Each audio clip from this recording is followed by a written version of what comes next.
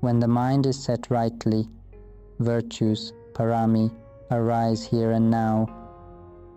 For those who seek to transcend suffering, for those who wish to realize the Dhamma, the heart of all Buddhist teachings begins with a firm resolve.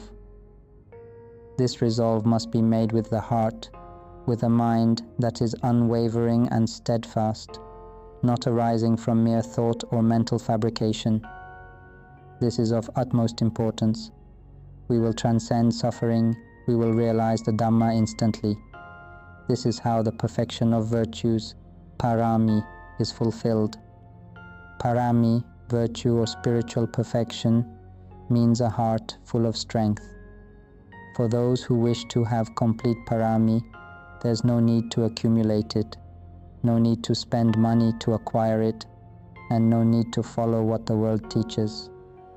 The way to make parami complete is here and now. Parami cannot be accumulated. Others may teach that it can be, but I will teach you that parami arises only in this very moment. All Dhamma arises in the present moment, right here, right now.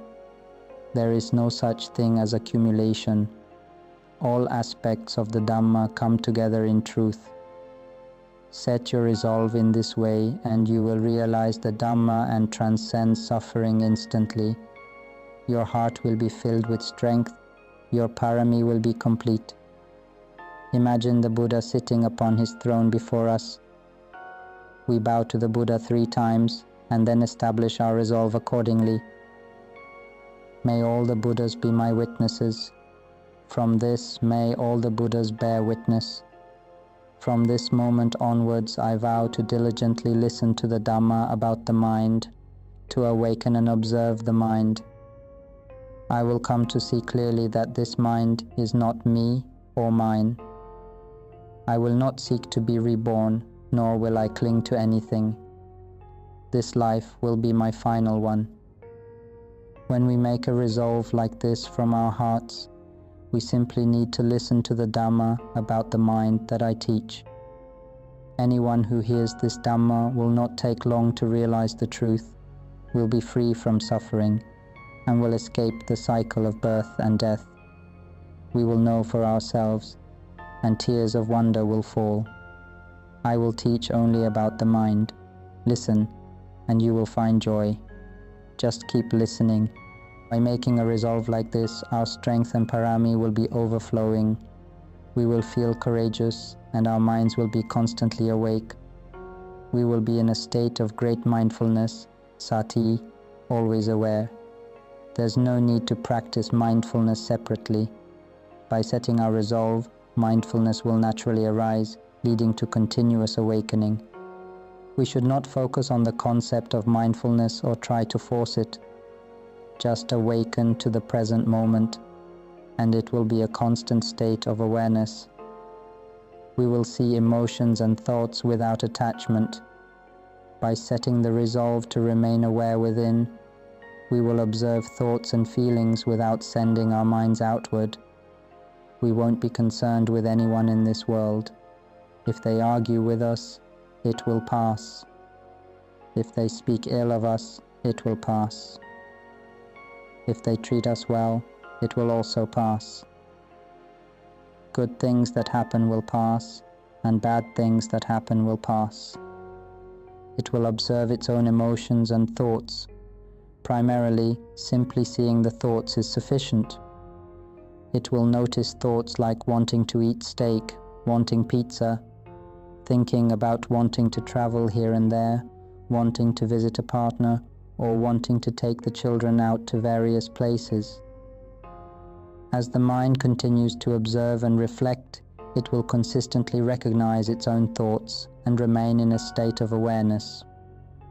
This ongoing awareness will naturally remind and inform itself. With a full heart and resolved determination, the mind will gain a profound understanding of how thoughts construct all experiences. This realization often leads to a deep sense of clarity and can bring tears of insight.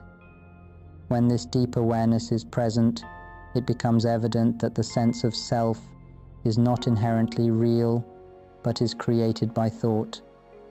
Everything we experience arises from the mind's constructions.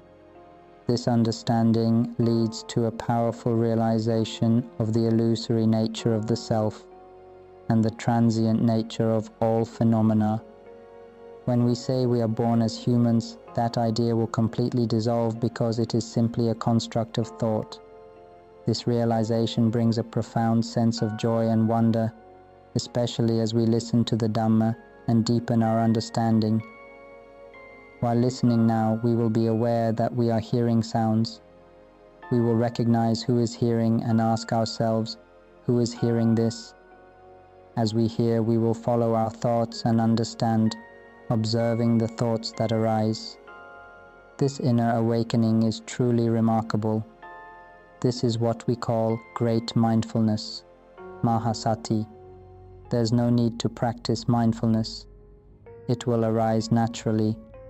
We will know and see our thoughts, recognizing them without the need to cling or control. Each moment of awareness is already present. We will know, let go, and understand in a continuous cycle. Knowing, understanding, letting go. There is no individual who knows, understands, or lets go. It will happen spontaneously. It will be courageous, bold, and awake.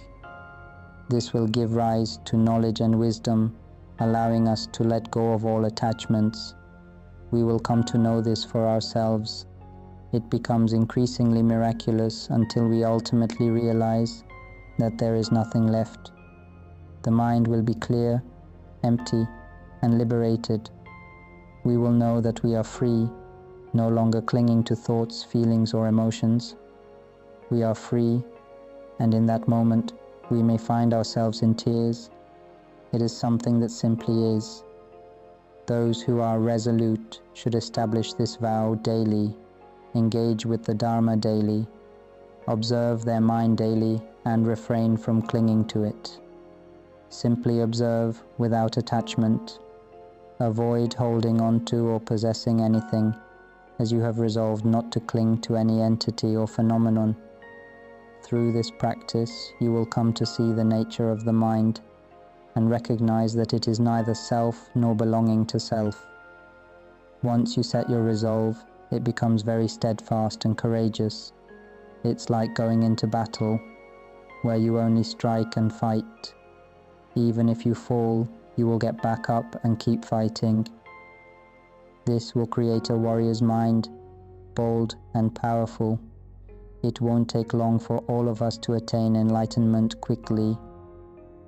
This is how simple the practice of Dhamma in Buddhism is. My role is to help you see and understand your own mind, to point out the methods that can empower you. Our minds tend to be weak, flowing with conditioned thoughts. The solution is to set a resolve, which will strengthen the mind, allowing it to awaken and not get swept away by distractions. When the mind does not get swept away by conditioned thoughts, it can discern and understand that the act of awareness and the process of conditioning are all natural phenomena functioning automatically. Its purity remains intact. There is nothing that is us or ours. Only nature expresses its purity continuously, independent of time and place.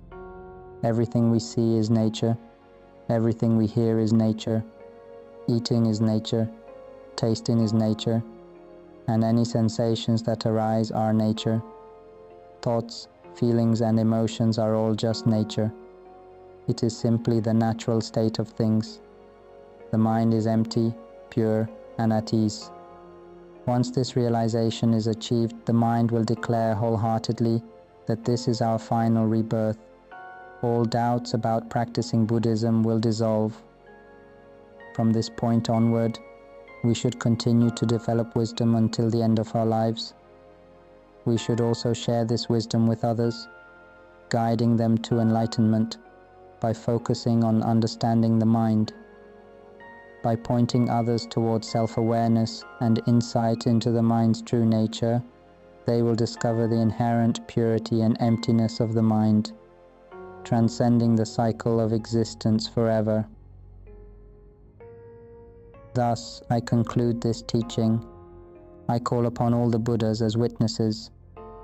From this moment forward, I will diligently listen to this Dharma, remain aware within, and observe thoughts, emotions, and the nature of awareness as natural phenomena, not as self or ours. I will not cling to or identify with any state of mind.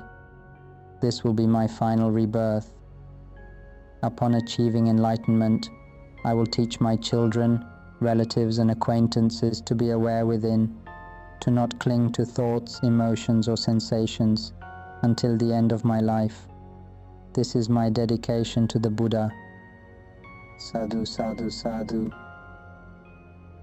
We've reached the end of today's Dharma talk. If you are interested in Dharma for awakening and liberation from suffering, please contact me at line ID Panya9. Thank you for watching.